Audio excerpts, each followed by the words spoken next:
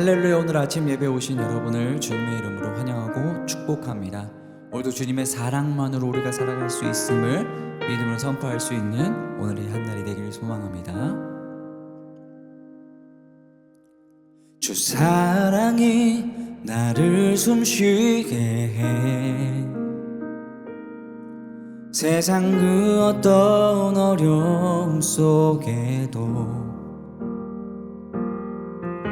주 은혜로 나를 돌보시며 세상 끝날까지 지켜주시네. 주님만이 내 아픔 아시며 주님만이 내 맘 어루만지네. 어느 누구도 나를 향하신 주님의 사랑을 끊을 수 없네. 주님만이 내 능력이시며 주님만이 나의 구원이시네. 어느 누구도 나를 향하신 주님의 사랑을 끊을 수 없네. 주 사랑이 나를 이끄시네. 주 사랑이 나를 이끄시네. 내가 알 수 없는 그곳으로 주의 사랑 나를 이끄시며 세상 끝날까지 인도하시네. 주님만이 내 아픔 아시며 주님만이 내 맘 어루만지네. 어느 누구도 나를 향하신 주님의 사랑을 끊을 수 없네. 주님만이 내 능력이시며 주님만이 나의 구원이시네. 어느 누구도 나를 향하신 주님의 사랑을 끊을 수 없네. 주님만이 내 능력이시며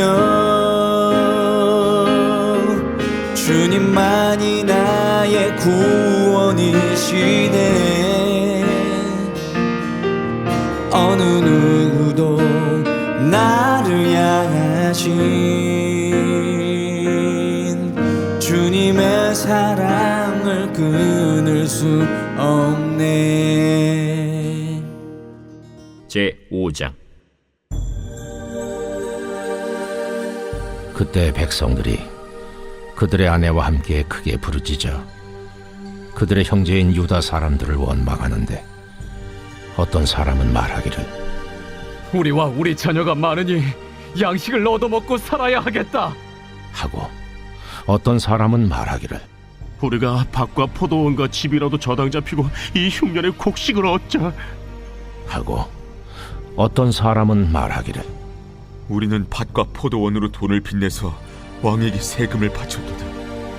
우리 육체도 우리 형제의 육체와 같고 우리 자녀도 그들의 자녀와 같거늘 이제 우리 자녀를 종으로 파는도다. 우리 딸 중에 벌써 종된 자가 있고 우리의 밭과 포도원이 이미 남의 것이 되었으나 우리에게는 아무런 힘이 없도다 하더라. 내가 백성의 부르짖음과 이런 말을 듣고 크게 노하였으나 깊이 생각하고 귀족들과 민장들을 꾸짖어 그들에게 이르기를 너희가 각기 형제에게 높은 이자를 취하는도다 타고 대회를 열고 그들을 쳐서 그들에게 이르기를 우리는 이방인의 손에 팔린 우리 형제 유다 사람들을 우리의 힘을 다하여 도로 찾았거늘 너희는 너희 형제를 팔고자 하느냐 더구나 우리의 손에 팔리게 하겠느냐 하매 그들이 잠잠하여 말이 없기로 내가 또 이르기를 너희의 소행이 좋지 못하도다 우리의 대적 이방 사람의 비방을 생각하고 우리 하나님을 경외하는 가운데 행할 것이 아니냐 나와 내 형제와 종자들도 역시 돈과 양식을 백성에게 꾸어 주었거니와 우리가 그 이자 받기를 그치자 그런즉 너희는 그들에게 오늘이라도 그들의 밭과 포도원과 감람원과 집이며 너희가 구워준 돈이나 양식이나 새 포도주나 기름의 100분의 1을 돌려보내라 하였더니 그들이 말하기를 우리가 당신의 말씀대로 행하여 돌려보내고 그들에게서 아무것도 요구하지 아니하리이다. 하기로 내가 제사장들을 불러 그들에게 그 말대로 행하겠다고 맹세하게 하고 내가 옷자락을 털며 이르기를 이 말대로 행하지 아니하는 자는 모두 하나님이 또한 이와 같이 그 집과 산업에서 털어 버리실지니 그는 곧 이렇게 털려서 빈손이 될지로다 하매 회중이 다 아멘하고 여호와를 찬송하고 백성들이 그 말한 대로 행하였느니라. 또한 유다 땅 총독으로 세움을 받은데 곧 아닥사스다 왕 제20년부터 제32년까지 12년 동안은 나와 내 형제들이 총독의 녹을 먹지 아니하였느니라. 나보다 먼저 있었던 총독들은 백성에게서 양식과 포도주와 또 은 40세겔을 그들에게서 빼앗았고 또한 그들의 종자들도 백성을 압제하였으나 나는 하나님을 경외함으로 이같이 행하지 아니하고 도리어 이 성벽 공사에 힘을 다하며 땅을 사지 아니하였고 내 모든 종자들도 모여서 일을 하였으며 또 내 상에는 유다 사람들과 민장들 150명이 있고 그 외에도 우리 주위에 있는 이방 족속들 중에서 우리에게 나온 자들이 있었는데 매일 나를 위하여 소 1마리와 살진 양 6마리를 준비하며 닭도 많이 준비하고 열흘에 한 번씩은 각종 포도주를 갖추었나니 비록 이같이 하였을지라도 내가 총독의 녹을 요구하지 아니하였음은 이 백성의 부역이 중함이었더라. 내 하나님이여 내가 이 백성을 위하여 행한 모든 일을 기억하사 내게 은혜를 베푸시옵소서. 사랑하는 라이프처치 성도 여러분, 오늘은 느헤미야 5장을 통해서 하나님의 음성을 듣고자 합니다. 외부의 공격에 대해서 느헤미야를 중심으로 이스라엘 백성들은 담대하게 맞서 싸웠습니다. 그들의 조롱에 반응하지 않았고요. 그들의 외부의 위협에는 한 손엔 칼을 들고 한 손에는 쟁기를 잡고 하나님의 말씀에 무장해서 그들에 맞서 싸웠어요. 그런데 문제가 발생을 합니다. 외부의 공격이 아니라 내부의 균열이 생기는 거예요. 어찌 보면 내부에서부터 무너지는 것이 훨씬 더 위험할 수 있지요. 오늘 5절에 보니까 그들에게 이르기를 우리는 이방인의 손에 팔린 우리 형제 유다 사람들을 우리의 힘을 다하여 도로 찾았거늘 너희는 너희 형제를 팔고자 하느냐 더구나 우리 손에 팔리게 하겠느냐. 무슨 말입니까? 경제적으로 어려우니까 돈을 빌린 거예요. 그런데 갚지 못하는 상황이 발생하니까 어떻게 됩니까? 자식들을 노예로 팔아버리는 겁니다. 우리 형제를. 이 문제가 외부에 있는 사람으로 인해서가 아니라 그 내부 공동체에서 형제들끼리 같은 민족끼리 서로 착취하고 서로 빼앗고 서로 도와주지 않고 나만 생각하는 이 내부적으로 자기중심적이고 이기적인 모습이 그 공동체 안에 퍼지면서 공동체를 어렵게 만들고 있었다라는 거예요. 우리 큐트책 해설 첫 번째 줄 보니까 예루살렘 성벽은 점점 세워지고 있었지만 공동체 내부에는 심각한 균열이 일어나고 있었습니다. 양식을 구하려다 전 재산을 잃은 사람들, 자녀를 종으로 내어준 가정, 우리에겐 아무런 힘이 없다는 절망의 외침이 들려옵니다. 어떻습니까? 아무리 받기 어려워도 내부에서 결속하면 이겨낼 수 있어요. 여러분, 아무리 시대가 어려워도 가정 안에서 아내와 남편이 하나가 되면 어떤 것도 이길 수 있습니다. 부모와 자식 간에 가족들이 믿음 안에서 서로 사랑으로 똘똘 뭉치면 정말 못 해낼 일이 없어요. 감당 못할 게 없습니다. 그런데 그 안에서 서로 불신과 균열이 생기기 시작하고 원망이 터져나오기 시작하면 이거는 그냥 끝난 거예요. 지금 예루살렘 공동체가 바로 그런 상황에 처해져 있는 겁니다. 이 고통이 외부로부터 온 게 아니라 내부로부터 시작되었다는 거예요. 그러니까 느헤미야가 분노하면서 이렇게 이야기를 하는 겁니다. 내가 왜 돌아왔고 누구를 위해서 이 일을 하는 거냐. 그러면서 중요한 게 있죠. 우리의 목적을 점검해 줍니다. 무엇을 위한 것인지. 이게 세상의 논리로 우리가 잘 먹고 잘 살려고 하는 게 아니라 이건 하나님의 놀라운 역사 가운데 있는 일이다. 흔들리고 어려울 때 궁극적으로 하나님이 우리에게 보내신 목적을 점검하는 겁니다.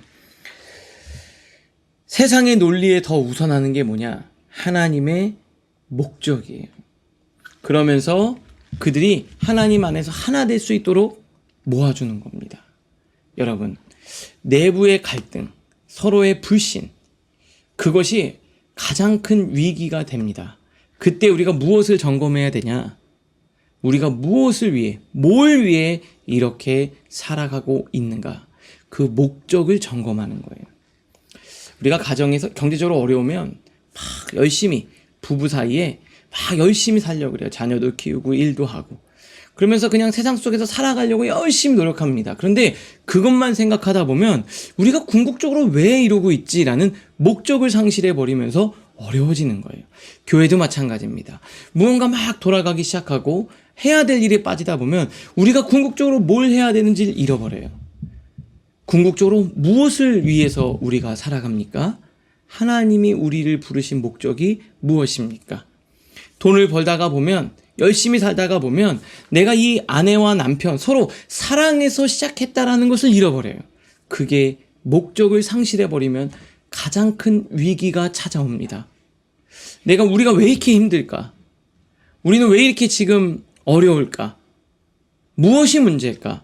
그때 목적을 다시 한번 점검하실 수 있기를 바랍니다.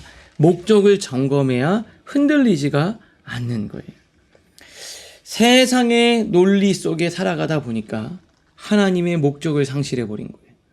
우리 라이프 처치도, 우리 예배 사역팀도, 우리 모든 사역자들도 늘 하나님이 우리에게 무엇을 원하시는지 그 목적을 점검하고 확인해 나가는 우리 모두가 될 수 있기를 바랍니다. 자, 두 번째, 이런 상황이 되니까 느헤미야가 앞서서 솔선수범해서 자신의 권리를 내려놓고 책임을 다하기 시작합니다. 8절. 나보다 먼저 있었던 총독들은 백성에게서 양식과 포도주와 또 은 40세겔을 그들에게서 빼앗았고 또한 그들의 종자들도 백성을 압제하였으나 나는 하나님을 경외함으로 이같이 행하지 아니하였고. 그 이전에 총독들은 어떻게 합니까?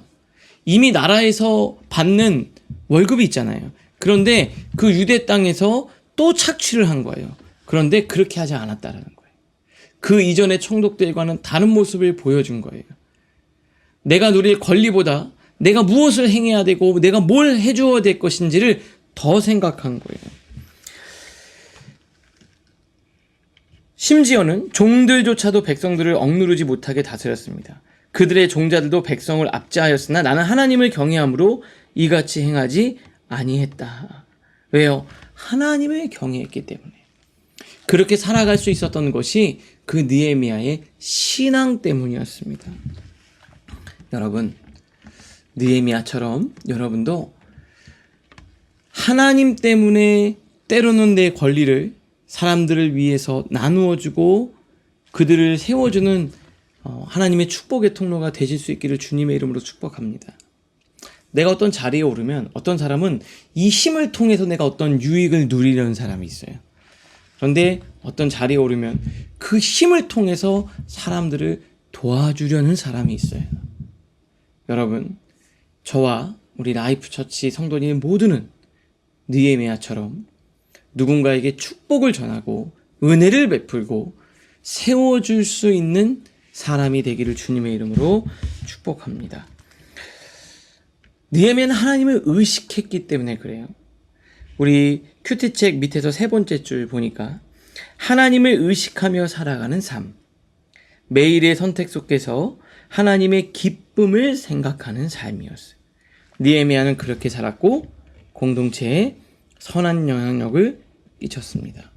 오늘 우리 하나님을 의식하고 하나님이 어떻게 하면 기쁨이 될까 생각하는 여러분들 되시기를 주님의 이름으로 축복합니다.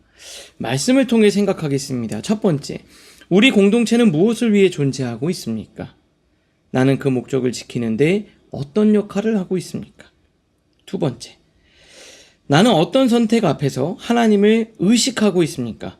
내 권리보다 더 중요한 것은 무엇입니까? 오늘을 위한 기도로 마치겠습니다. 주님, 무너진 공동체의 목적을 다시 세우는 사람이 되게 하옵소서. 주어진 자리에서 권리를 내려놓고 하나님을 의식하는 삶으로 살아가게 하옵소서. 우리의 일상에서 하나님의 선하심이 드러나게 하옵소서. 예수님의 이름으로 기도합니다. 아멘.